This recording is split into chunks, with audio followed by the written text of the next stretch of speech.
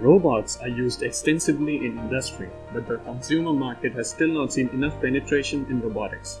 This is because there are no easy human-robot interfaces to control the robots. The only way to control them is by using complex and time-consuming programming languages, which pose the obvious steep learning curve. Let's face it, no matter how hard we try to automate our everyday tasks, random, repetitive stuff always comes up. Throwing out garbage, bringing food from kitchen, filling bottles, and other household chores. This family of apparently trivial tasks collectively make up a huge problem to the consumer, which are then often ignored by them.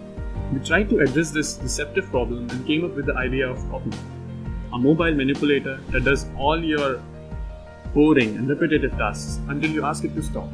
But the best part is, CopBot is controlled by the most intuitive controller ever designed, human hands.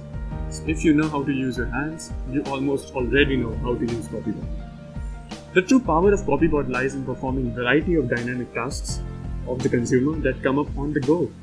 So what will you use CopBot for? The main challenge in developing the CopBot was to solve the problem of inverse mathematics that I'll show you in the coming video. I'll be explaining the main components of this VI. I am receiving the XYZ and roll picture data of my palm through leaf motion sensor. I have mapped that data here. I have mapped that data so that a change in my palm position causes a proportional change in the end effector of my robotic arm. I have fed that data to analytical inverse kinematics VI that gives me back 5 joint positions so that the end effector could attain the required force. In the end, I close all the references and simulator services.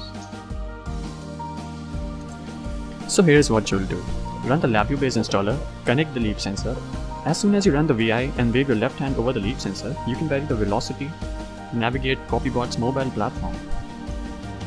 As you can see, we can vary the velocity of the mobile platform.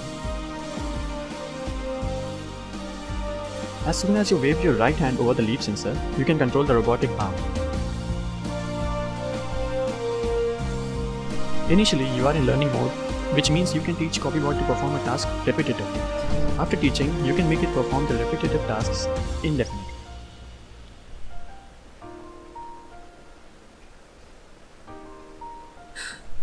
This is the copy mode. You are free to move your hands away from the leap sensor in this mode. At any time, you can resume the controlling of CopBot by switching over to learning mode.